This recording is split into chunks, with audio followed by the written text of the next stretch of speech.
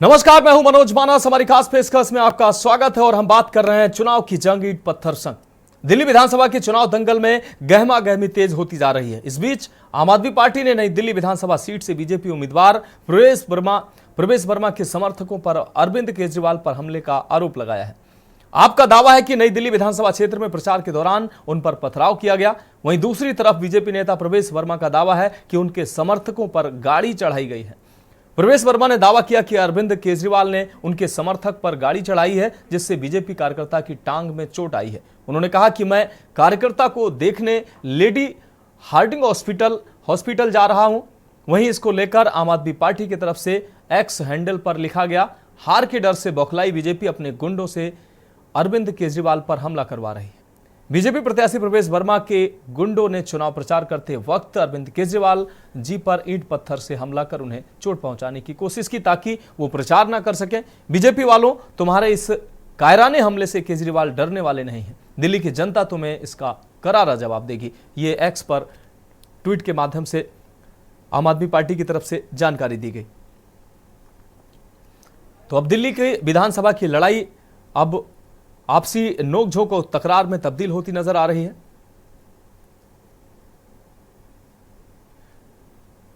एक तरफ आम आदमी पार्टी ने आरोप लगाया कि भारतीय जनता पार्टी ने केजरीवाल पर हमला किया, ईंट पत्थरों से हमला किया गया। वहीं प्रवेश वर्मा के द्वारा आरोप लगाया गया है कि आप समर्थकों ने बीजेपी समर्थक पर कार चढ़ा दी, जिसको देखने के लिए प्रवेश वर्मा गए हुए थे। एक्स पर ट्वीट के माध्यम से आम आदमी पार्टी की तरफ से यह जानकारी दी गई। उनके द्वारा कहा गया कि हार के डर से भारतीय जनता पार्टी इस तरह के कायराना हरकत कर रही है।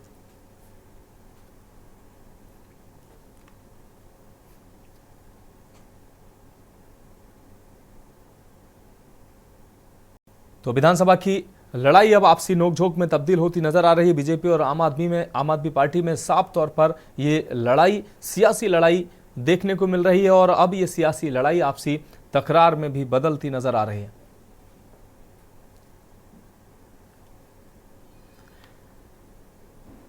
तो आम आदमी पार्टी के द्वारा अरविंद केजरीवाल पर हमला करने का आरोप लगाया गया, ईंट पत्थरों से हमला करने का आरोप लगाया गया। वहीं बीजेपी के द्वारा भी आरोप लगाया गया कि उनके कार्यकर्ता पर गाड़ी चढ़ाई गई है। हमारे विशेष संवाददाता अखिलेश सिंह हमारे साथ ज्यादा जानकारी के लिए हमारे साथ जुड़ गए हैं। अखिलेश जी, दिल्ली विधानसभा में सियासी लड़ाई अब आपसी नोकझोंक में तब्दील होती नजर आ रही है। बीजेपी और आम आदमी पार्टी आमने सामने हैं। भारतीय जनता पार्टी पर आपने आरोप लगाया है कि केजरीवाल पर ईंट पत्थरों से हमला किया गया। वहीं दूसरी तरफ प्रवेश वर्मा ने भी कार्यकर्ता पर गाड़ी चढ़ाने का आरोप लगाया है। देखिए मनोज, दिल्ली का विधानसभा का जब से बिगुल बजा है और चुनावी ऐलान होने के साथ ही राजनीतिक दलों का जब चुनाव प्रचार और प्रत्याशियों के नामांकन के साथ जमीन पर उतरते नेताओं के बीच तीखे बयानबाजी और एक दूसरे पर आरोप प्रत्यारोप का दौर चल रहा है और तमाम तरह के एक दूसरे के ऊपर आरोप लगाए जा रहे हैं। और हालांकि भारतीय जनता पार्टी आम आदमी पार्टी को घेरने के लिए तमाम तरह के भ्रष्टाचार के आरोप लगा रही है, वहीं आम आदमी पार्टी के तरफ से भी भारतीय जनता पार्टी को कटघरे में खड़ा करते हुए तमाम तरह से अरविंद केजरीवाल हो, मनीष सिसोदिया हो, आतिशी हो, संजय सिंह हो, सभी एक एक करके प्रेस कॉन्फ्रेंस करके भारतीय जनता पार्टी और उनके नेताओं को और उनके प्रत्याशियों को कटघरे में खड़ा करने की पूरी कोशिश कर रहे हैं। वहीं कांग्रेस के तरफ से भी आरोप और प्रत्यारोप लगातार लगाए जा रहे हैं। लेकिन अगर देखा जाए तो अभी त्रिकोणीय होने के बजाय भारतीय जनता पार्टी और आम आदमी पार्टी के बीच ज्यादा दिख रहा है। और इस मुकाबले के बीच जिस तरह से आरोप और प्रत्यारोप और जिस तरह से तीखे बयानों को एक दूसरे पर हमलावर नेता नजर आ रहे हैं, उसमें भी भारतीय जनता पार्टी और कांग्रेस एक दूसरे के मुकाबले काफी कड़े बयानबाजी के तौर पर देखी जा रही है। तो दिल्ली के विधानसभा चुनाव अब दो कोड़ी होने के बजाय त्रिकोणीय नजर आता है और दिल्ली विधानसभा में जीत का ऊंट किस करवट बैठेगा और जीत का सेहरा किस पार्टी के सिर पर सजेगा, ये आने वाला वक्त बताएगा। लेकिन मनोज, अभी दिल्ली के विधानसभा चुनाव में इसे शुरुआत के तौर पर देखा जाए, तमाम तरह के अभी ऐसे बयान देखने को मिलेंगे जो अभी तक पब्लिक ने पिछले चुनाव में नहीं सोचे होंगे कि जिस तरह की बयानबाजी होगी और वो बयानबाजी कितनी निचले स्तर तक जाएगी इसका भी अंदाजा नहीं लगाया जा सकता है। लेकिन शुरुआत जैसी चल रही है उससे ये कहा जा सकता है कि दिल्ली विधानसभा चुनाव वाकई बहुत ही तीखे दंगल में होगा और आरोप प्रत्यारोप की सारी खबरें इस बार पार होंगी। हाँ, निश्चित रूप से अखिलेश जी, इस तमाम जानकारी के लिए आपका बहुत शुक्रिया। आप हमारे साथ बने रहिए, आगे भी हम आपसे अपडेट लेंगे। तो आम आदमी पार्टी और बीजेपी में अब विधानसभा चुनाव को लेकर एक तरफ सियासी नोकझोंक जमकर जारी है, वहीं अब आपसी तकरार भी में ये नोकझोंक बदलती नजर आ रही है। और अब हम बात कर रहे हैं फ्री बिजली के तोहफे की। आम आदमी पार्टी के राष्ट्रीय संयोजक और पूर्व मुख्यमंत्री अरविंद केजरीवाल ने एक तरफ एक बार फिर बड़ा ऐलान किया है। उन्होंने कहा कि दिल्ली में हमने बिजली और पानी फ्री कर दी है। दुख की बात है कि किराएदारों को इसका फायदा नहीं मिलता है। इसके कई कारण हो सकते हैं। मेरा मानना है कि किराएदारों को भी इसका लाभ मिलना चाहिए। उन्होंने कहा कि दिल्ली विधानसभा चुनाव के बाद हम ऐसी योजना लेकर आएंगे जिससे किराएदारों को भी फ्री बिजली और पानी का फायदा मिले। अरविंद केजरीवाल ने फ्री बिजली पानी के मसले पर कहा कि दिल्ली वालों को 200 यूनिट से बिजली फ्री मिलती है, 200 से 400 यूनिट पर हाफ चार्ज लगता है। दिल्ली में रहने वाले किराएदारों को अलग अलग कारणों से इसका लाभ नहीं मिल पा रहा है। उन्होंने कहा कि अब हमारी सरकार ने यह तय किया है कि किराएदार भी दिल्ली के ही रहने वाले हैं, तो उन्हें भी फ्री बिजली और पानी मिलना चाहिए। मैं जहां भी जाता हूं किराएदार हमें घेर लेते हैं, कहते हैं कि सरकारी स्कूलों में बच्चों को पढ़ाने का लाभ मिलता है, मोहल्ला क्लिनिक व अस्पतालों में फ्री ट्रीटमेंट का लाभ मिलता है, डीटीसी बस में फ्री सेवा और बुजुर्ग तीर्थ यात्रा का योजना का भी लाभ मिल रहा है। दिल्ली में रहने वाले किराएदार इसका लाभ उठा रहे हैं पर फ्री बिजली पानी का लाभ नहीं उठा पा रहे हैं। इस बात को ध्यान में रखते हुए हमारी सरकार ने योजना बनाई है कि चुनाव के बाद हमारी सरकार किराएदारों को फ्री बिजली मुहैया कराएगी।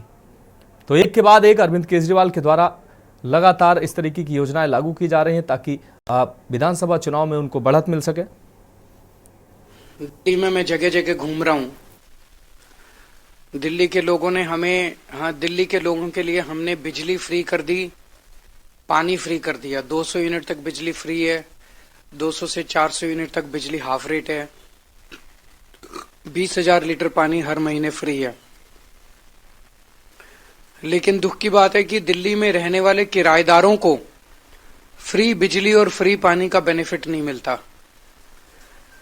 उसके अलग अलग कारण अलग अलग जगह हो सकते हैं, लेकिन जो भी कारण हो, किराएदार भी दिल्ली के रहने वाले हैं, उनको भी फ्री बिजली और फ्री पानी का बेनिफिट मिलना चाहिए। मैं जहां भी जाता हूं तो किराएदार मेरे को घेर लेते हैं, कहते हैं जी आपके अच्छे स्कूल हैं, उसका बेनिफिट हमें मिल रहा है, मोहल्ला क्लिनिक का मिल रहा है, अस्पतालों का मिल रहा है, फ्री बस सेवा का मिल रहा है, फ्री तीर्थ यात्रा का मिल रहा है, लेकिन आपके फ्री बिजली और पानी का बेनिफिट हमें नहीं मिल रहा।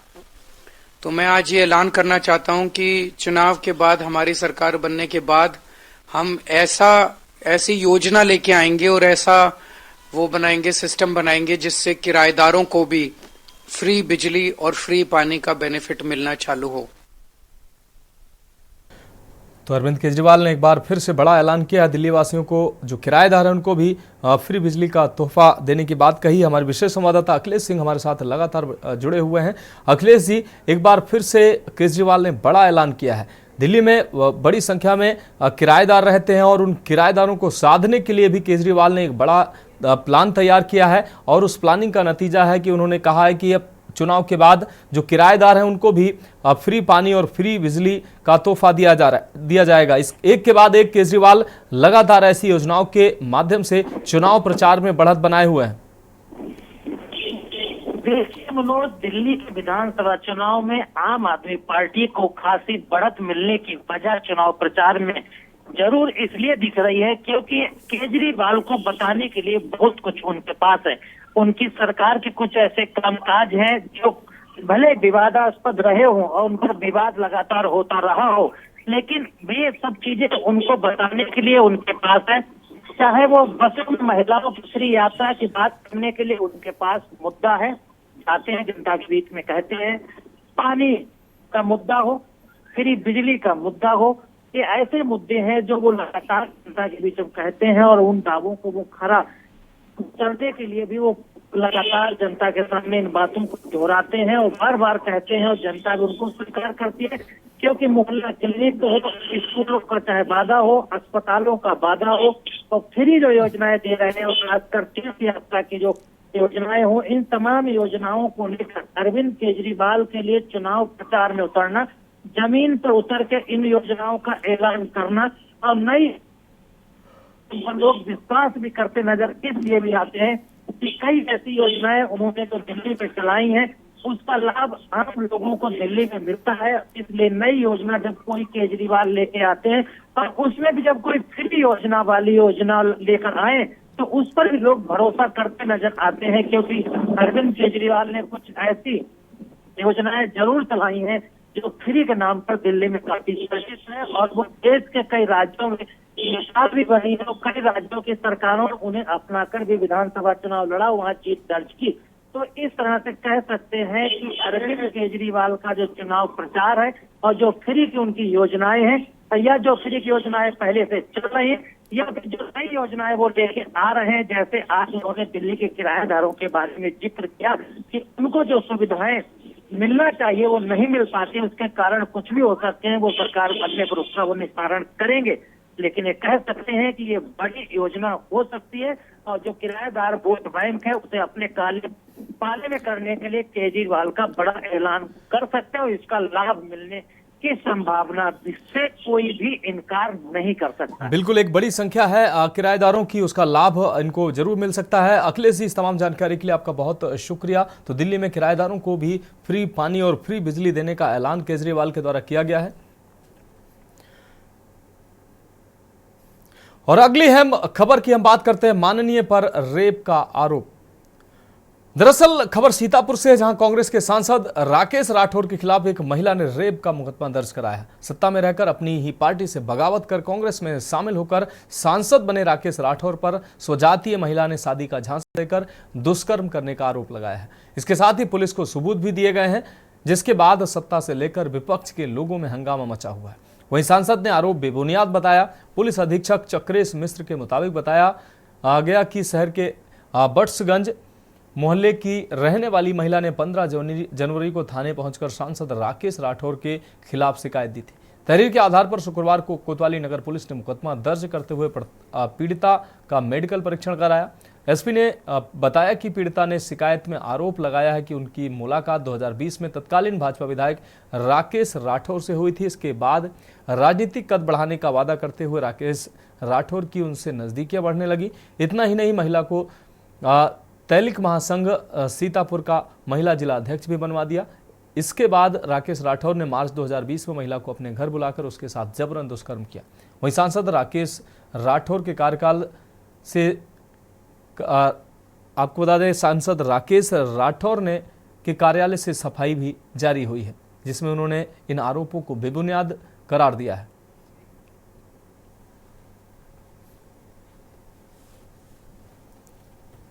सीतापुर में कोतवाली नगर क्षेत्र पर एक पीड़िता द्वारा पुलिस के समक्ष उपस्थित होकर 15/1/25 को एक प्रार्थना पत्र दिया गया, जिसमें बताया गया कि श्री राकेश राठौर, जो कांग्रेस के सांसद लोकसभा सीतापुर से हैं, इनके द्वारा पिछले 4 वर्षों से शादी का झांसा देकर तथा राजनीतिक कैरियर में सहायता देने के नाम पर पीड़िता का बलात्कार किया जा रहा है।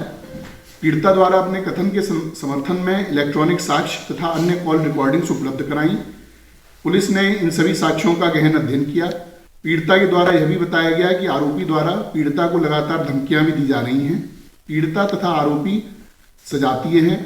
उक्त प्रार्थना पत्र के आधार पर थाना कोतवाली नगर सीतापुर में अभियोग संख्या 16/25 दिनांक 17/1/25 को कायम किया गया। उक्त अभियोग तो सीतापुर से ये अहम खबर, कांग्रेस सांसद राकेश राठौर पर रेप का आरोप लगाया है। तो फिलहाल यहां वक्त एक ब्रेक का है और ब्रेक के बाद हम बात करेंगे दोस्तीकरण अभियान की। आप देख रहे हैं के न्यूज, खबरों का सारथी। ब्रेक के बाद हमारी खास पेशकश में एक बार फिर से आपका स्वागत है। हम बात कर रहे हैं ध्वस्तीकरण अभियान की। लखनऊ विकास प्राधिकरण के उपाध्यक्ष प्रथमेश कुमार के निर्देश पर शहर में अवैध निर्माण व प्लाटिंग के खिलाफ चलाए जा रहे अभियान के क्रम में शुक्रवार को परिवर्तन जोन 1 की टीम ने गोमती नगर विस्तार क्षेत्र में कार्रवाई की। इस दौरान लगभग 18 बीघा क्षेत्रफल में की जा रही 2 अवैध प्लाटिंग को ध्वस्त किया गया।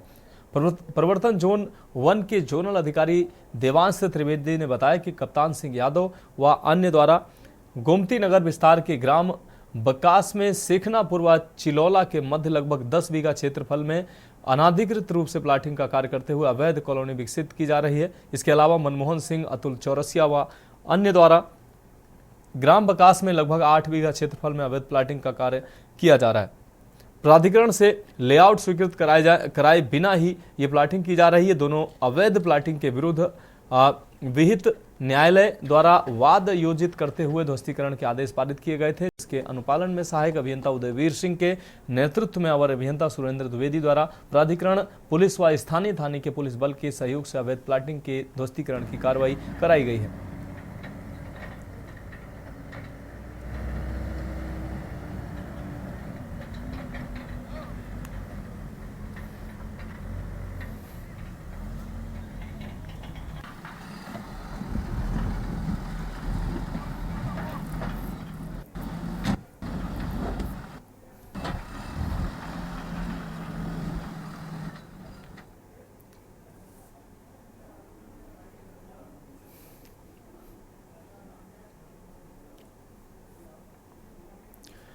और अगली हम खबर की बात करते हैं कसा पंजा ठगों पर शिकंजा की।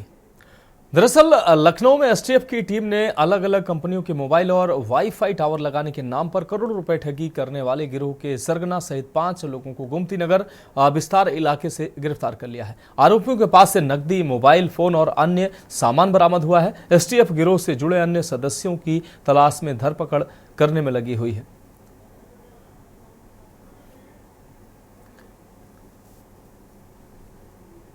तो एसटीएफ अन्य आरोपियों की धरपकड़ में लगी हुई है।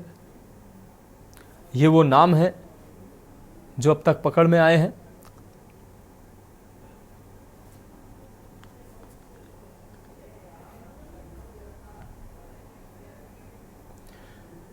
तो एसटीएफ गिरोह के सरगना, आपको बता दें, लखनऊ में एसटीएफ की टीम ने अलग अलग कंपनियों के मोबाइल और वाईफाई टावर लगाने के नाम पर करोड़ों रुपए की ठगी करने वाले गिरोह के सरगना सहित 5 लोगों को गोमती नगर विस्तार इलाके से गिरफ्तार किया है। आरोपियों के पास से नकदी, मोबाइल फोन और अन्य सामान बरामद हुआ है। एसटीएफ गिरोह से जुड़े अन्य सदस्यों की तलाश में जुटी हुई है। फिलहाल सरगना सहित 5 लोगों की गिरफ्तारी की गई है।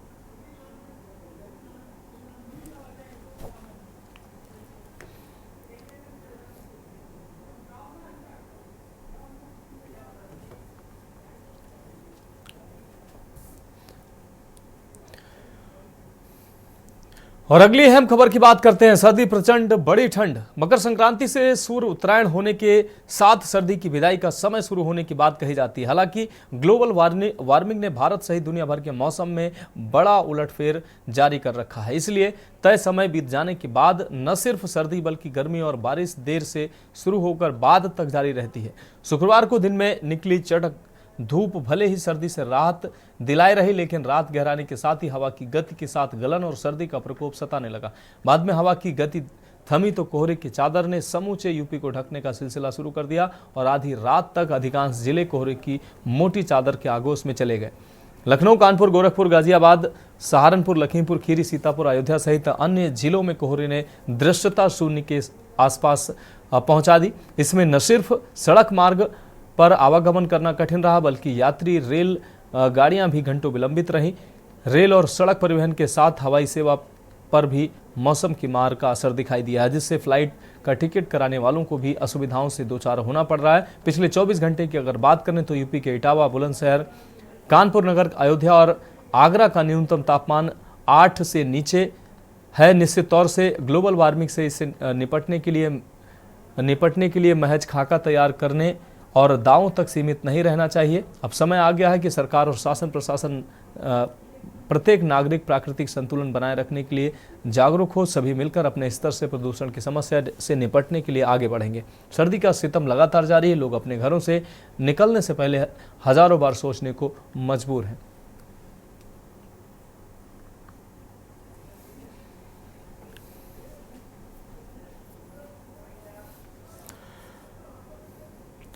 तो हमारी खास पेशकश में फिलहाल अभी के लिए इतना ही। मुझे दीजिए इजाजत और आप देखते रहिए के न्यूज इंडिया। आप देख रहे हैं के न्यूज, खबरों का सारथी।